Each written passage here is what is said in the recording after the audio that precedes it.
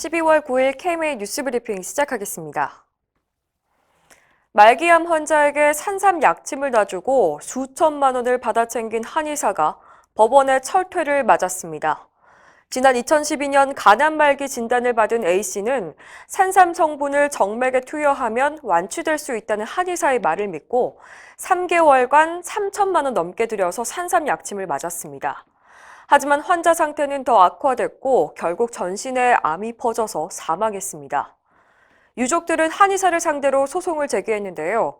최근 2심 법원은 유족에게 부당 이득금 등 6천여만 원을 지급하라고 선고했습니다.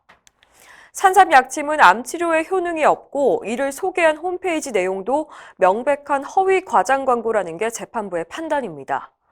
이 같은 판결에 대해서 의료계는 환영의 뜻을 밝혔습니다. 의협은 환자의 절박한 심정을 이용해서 과학적으로 입증되지 않은 치료로 부당한 이익을 얻는 행위에 경종을 울렸다고 밝혔습니다. 또 환자들의 피해가 더 있을 거라며 사례를 수집해서 법률 지원을 제공하겠다고 밝혔습니다. 정부가 최대 4,400만 명분의 코로나19 백신 구매를 확정지었다고 밝혔습니다. 아스트라제네카 등 4개 글로벌 백신 기업과 선구매 절차를 완료했거나 마무리 단계라는 설명입니다. 박능우 보건복지부 장관은 어제 브리핑에서 백신의 안정성을 충분히 확보하겠다고 강조했는데요. 제약사들이 요구하는 부작용 면책권은 거부하기 어렵다는 입장을 밝혔습니다. 수요에 비해서 공급이 달리는 상황이라 불공정 계약이 불가피하다는 설명입니다. 백신 도입 시기는 내년 2월부터고 노인과 집단시설 거주자, 만성질환자, 보건의료인 등 필수 인력이 우선 접종받게 될 것이라고 밝혔습니다. 이 같은 정부 입장에 전문가들은 우려의 목소리를 내고 있습니다. 내년 2월 공급은 터무니없다는 지적입니다. 감염학회 관계자는 아스트라제네카 백신이 임상 3상에서 결함이 발견돼서 추가 임상이 내년 초까지 진행되는데 그게 언제 끝날지도 모른다고 말했습니다. 모더나와 화이자도 원료 부족으로 출하 목표량을 감축했기 때문에 2월 도입은 사실상 불가능하다는 지적입니다. 대한백신학회 관계자는 백신 접종 후 효능과 이상 반응 연구가 필요하기 때문에 전문가들의 의견이 많이 반영돼야 한다고 강조했습니다. 특히 백신과 사망 연관성을 면밀하게 관찰해야 한다며 국민이 방역당국을 신뢰하지 못하면 백신 접종을 기피할 수 있다고 우려했습니다. 코로나19 병상 부족을 해소하기 위해서 민간 병원을 강제 동원해야 한다는 요구가 나와서 논란입니다.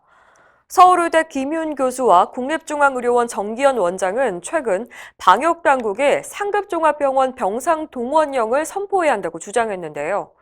그러자 시민단체들은 동원 명령을 촉구하는 성명을 발표하기도 했습니다. 의료 현장에서는 황당하다는 분위기입니다. 한 상급종합병원 교수는 지금도 병상의 90%가 차 있는데 누워있는 중환자들을 당장 퇴원시키는 거냐고 분개했습니다.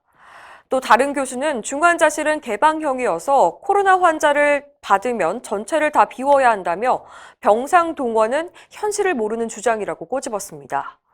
특히 그동안 의료계가 겨울철 대유행을 여러 차례 경고했는데도 중환자 병상 확보 계획이 전혀 없다면서 정부의 직무유기를 민간병원 탓으로 돌리는 셈이라고 목소리를 높였습니다.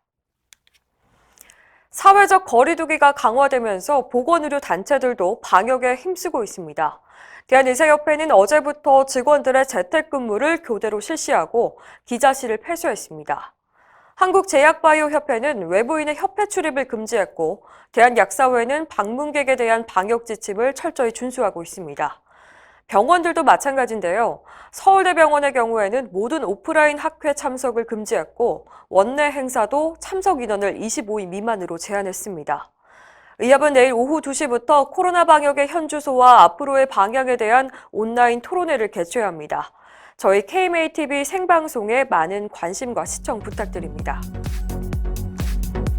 이상으로 뉴스 브리핑을 마칩니다. 자세한 사항은 의협신문을 참고하시길 바랍니다.